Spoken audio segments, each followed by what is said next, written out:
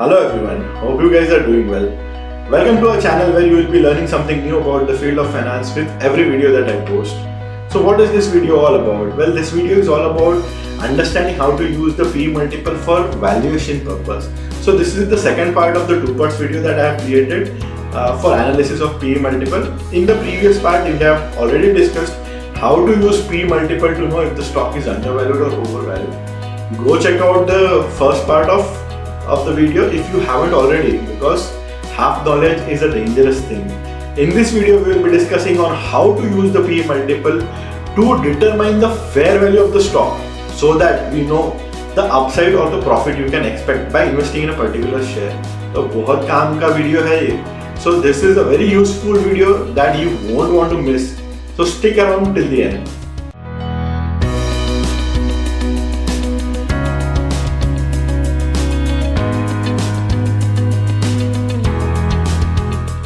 So let's start with it. So if you understand the example that I am going to put forward to you, a very basic example that I am sure everybody lowercase or first standard person can also solve. If you understand this, the mechanism on how we compute it, then you understand how to use PE multiple for valuation as also. If you understand this very simple example, then you can use PE multiple for valuation. So the example is very straightforward. Ramesh has a bike and which filled with 100 rupees petrol can travel up to 5 kilometers. Okay, so 100 rupees का petrol डालो तो 5 kilometre चलती है. I mean, this is going to happen in the future as well. जिस तरह से inflation is going on. So Ramesh has a bike which filled with 100 rupees petrol can travel 5 kilometers. How much money will he require to travel 10 kilometers? So I know some of you have already calculated the answer, that is 200 rupees का petrol it will require to travel 10 kilometers. But how this is computed? This is what we need to understand. First, what you will do is you will compute price per kilometer. That is 100 rupees divided by 5. That is 20 rupees per kilometer is required by the bike for 1 kilometer. Now you want to know how much price would be required for traveling 10 kilometers. So you simply multiply by 20 rupees per kilometer that you have computed into 10. You will get 200 rupees for traveling 10 kilometers. Very simple example, right? Simple. This is how PE multiple valuation also works. Now, just instead of price of petrol, you replace it with the price of share, and instead of kilometers, you replace it with EPS. And this is how the example is going to look now, instead of the bike example. So the example goes: Ramesh has a share which was bought at 100 rupees, which has an EPS of 5 rupees in the past 12 months. How much would be the share price if the EPS in 2 years is 10 rupees? Let's say you have forecasted the EPS for next 2 years, and you expect that within 2 years the EPS for the company is going to rise from 5 rupees to 10 rupees. Okay, so you bought a share for 100 rupees. Ramesh has bought a share of 100 rupees which has a EPS for last 12 months of 5 rupees. Now you want to know the value of the share when the EPS of the share will be 10 rupees in 2 years. So again, what you do is first you compute price per EPS, that is 100 rupees divided by 5 rupees ka current EPS. That is, you will get a multiple of 20x. This 20x is nothing but your PE multiple. This is your PE multiple, just like you had computed kilometer per rupees in the previous example. So remember this 20x. Okay. Now you want to know how much price in 2 years from now would be when the EPS is expected to rise from 5 to 10. So how you do is do it the way you have done previously also. So you take that 20x that you have computed, multiply it by the expected EPS in the 2 years. So 20 into 10 is going to give you 200 rupees. Okay, the answer. So you can expect the price to be 200 rupees when the EPS is going to rise from 5 to 10 rupees per share in coming 2 years. So now you know if the price in 2 years is expected to be 200 and the current price is 100 that at which you have bought, then if you hold the shares for 2 years, then you will have a 100% return. That is, your share price should rise ideally from 100 rupees to 200 rupees if the EPS rises from 5 to 10. This is as simple as that. This is how you compute the fair value of the share and upside in a stock. Simply we have computed the PE multiple instead of rupees required per kilometer, and you multiply it by the EPS of the future to arrive at the fair value of the share, and compute the upside that you can expect for the share in coming 2 years. So hopefully you understood the example. Now Ramesh की bike से थोड़ा उतरते हैं. Let's get down from the Ramesh bike and get into some serious examples on how you actually use the P multiple for valuation. Assuming that the business, take a look at this example. Assuming that the business runs till 2023, okay? So we are filming this video in July 2022 with 2021 being the last reported year, okay? So have a look at the numbers. The situation that we are going to discuss is everything being normal over the years for the company A, okay? EPS, you can clearly see, has been rising from 4, 5, 6, 7, 8, 9, 10 till 2021, which is the last reported year.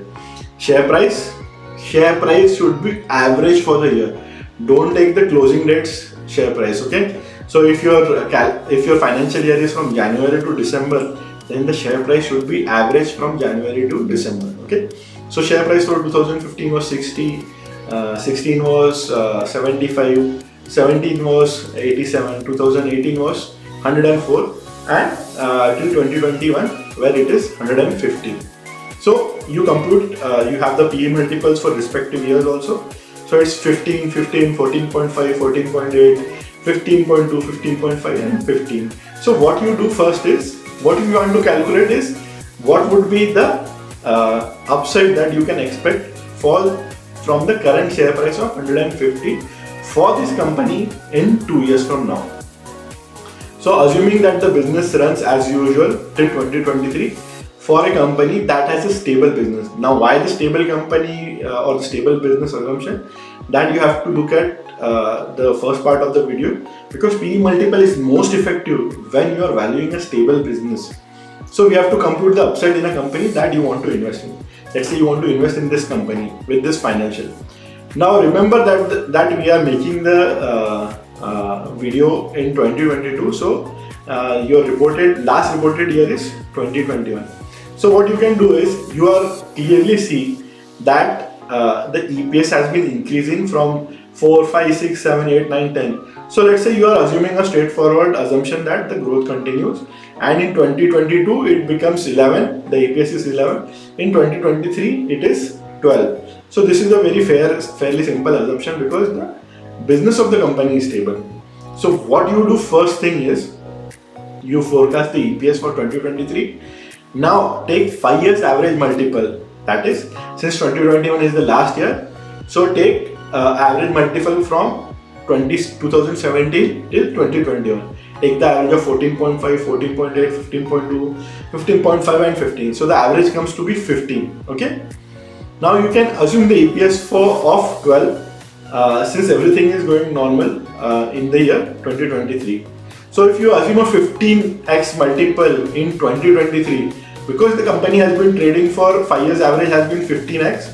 So the company, you can expect, since it's a stable business, that in 2023 also the 15x multiple will apply. That is people will be willing to pay 15 times more as compared to its EPS, okay, for a particular share.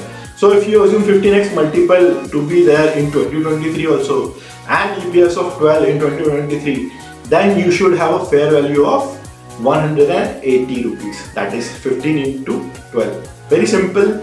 So this is so if the current price is 150 and by 2023 the price should be 180, then you can say that there is a 20% upside in the coming 2 years. That is 180 divided by 150 minus 1. So from current price of 150, it should go to 180 rupees. That is, you can expect 20% upside in coming 2 years. Fairly simple. This was an example where everything about the company is normal and it is having a normal year and a stable business. Now let us move to a second example, which should be more interesting for you guys to understand how to use P multiple in real life situation or valuation. Now in situation 2, again we are filming this video in July 2022, so 2021 is your last reported year, and you want to compute the upside till 2023. Okay, have a look at the same numbers. So this is the second situation where 2021 was one-off year and was heavily affected. The business was heavily affected by pandemic, and you expect back normalcy in business by 2023. Okay, compute the fair value of the company. Okay, have a look at the numbers. EPS have been steadily rising till 2020, but in 2021 it suddenly dropped because of the pandemic. Okay, share price also, if you see, has been steadily increasing from 60 till 140 till 2020. In 2021, since it was affected by pandemic, had a very downfall in the share price. If you compute the average PE multiple again, it is in the range of 15 from 2015 till 2020. But suddenly, because in 2021, since the sentiments were down for the company, the multiple dropped from 15x to 12x. Okay, so you want to compute the fair value of the share in coming 2 years. That is the upside you can expect.